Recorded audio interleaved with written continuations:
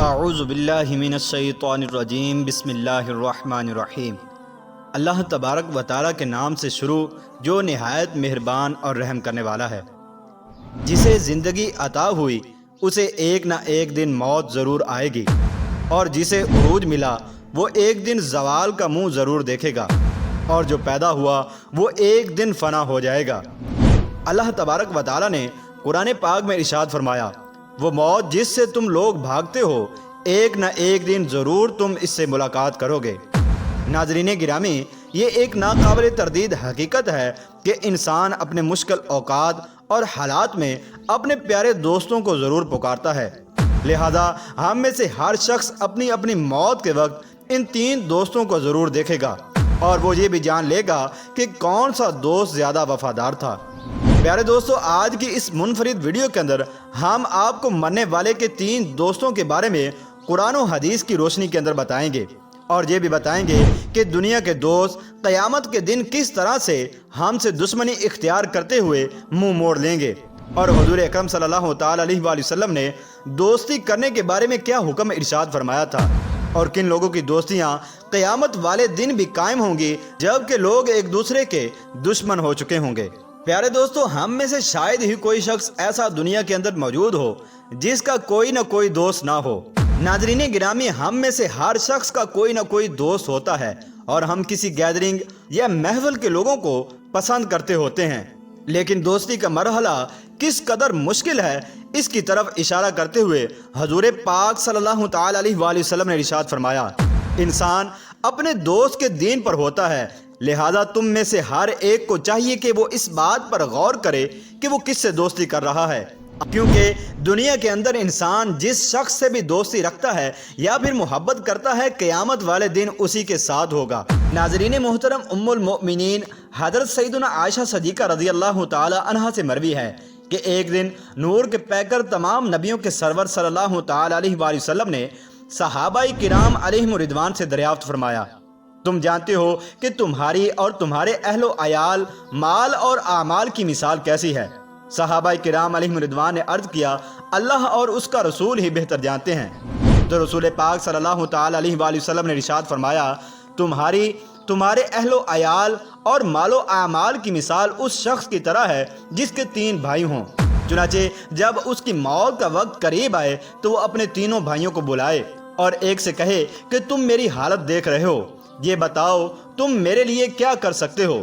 تو وہ شخص جواب دے کہ میں تمہارے لیے اتنا کر سکتا ہوں کہ فی الحال تمہاری تیمارداری کروں، تمہارے ساتھ رہ کر تمہاری حاجات و ضروریات کو پورا کروں، اور پھر جب تمہارا انتقال ہو جائے تو تمہیں غسل دے کر کفن پہناؤں اور لوگوں کے ساتھ مل کر تمہارا جنازہ اٹھاؤں کہ کبھی میں کندھا دوں تو کبھی کوئی اور شخص، جب تمہیں دفن کر کے واپس آؤں تو جو تمہارے بارے میں پوچھے اس کے سامنے تمہاری بھلائی ہی بیان کروں۔ یہ بھائی در حقیقت اس شخص کے اہل و عیال ہیں۔ یہ فرمانے کے بعد سرکار مدینہ صلی اللہ تعالی علیہ وآلہ وسلم نے صحابہ کرام علیہم رضوان سے پوچھا کہ اس بھائی کے بارے میں تمہارا کیا خیال ہے؟ تو انہوں نے عرض کی، یا رسول اللہ صلی اللہ تعالی علیہ وآلہ وسلم، ہم اس میں کوئی بھلائی نہیں پاتے۔ تو آپ صلی اللہ تعالی علیہ وآلہ وسلم نے اپنے کلام کو مزید جاری رکھتے ہوئے ارشاد فرمایا، پھر وہ اپنے دوسرے بھائی سے کہے کہ تم بھی میری حالت دیکھ رہے ہو، اس وقت تم میرے لیے کیا کر سکتے ہو؟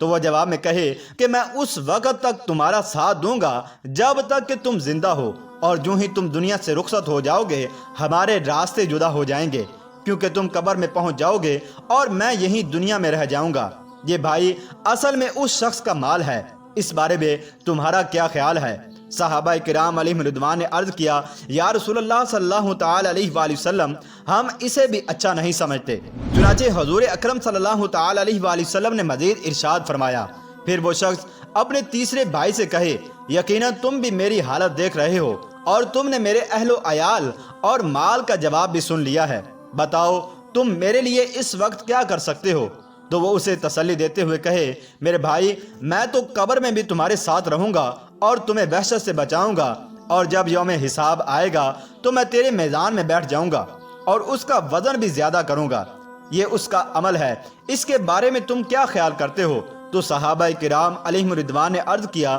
یا رسول اللہ صلی اللہ تعالی علیہ وآلہ وسلم، یہ تو بہت اچھا دوست ہے، حضور اکرم صلی اللہ تعالی علیہ وآلہ وسلم نے ارشاد فرمایا، تمہاری دنیا کے دوستوں کی یہی مثال ہے۔ پیارے دوستو، اس حدیث پاک سے یہ بات ثابت ہوتی ہے کہ مردے کے سب سے زیادہ کام آنے والا اور اس کے ساتھ مخلصانہ طور پر دوستی رکھنے والا اس کا نیک عمل ہے، جو کہ دنیا کے اندر بھی اس کے ساتھ رہتا ہے اور قبر میں بھی اس کے ساتھ جائے گا اور حشر کے دن بھی اس کے کام آئے گا۔ لہذا ناظرین محترم، ہمیں یہ چاہیے کہ ہم اپنے نیک اعمال کو ہی صرف اپنا دوست بنائیں، اور اس کے علاوہ اگر ہمیں دوستی کرنی ہو تو ایسے شخص کو دوست بنائیں جو کہ انتہائی مخلص ہو اور دنیا و آخرت کے اندر مددگار ہو۔ چنانچہ حضرت سیدنا علقمہ بن عمر عطاردی رحمۃ اللہ تعالی علیہ نے اپنی وفات کے وقت اپنے بیٹے کو وصیت کرتے ہوئے ارشاد فرمایا،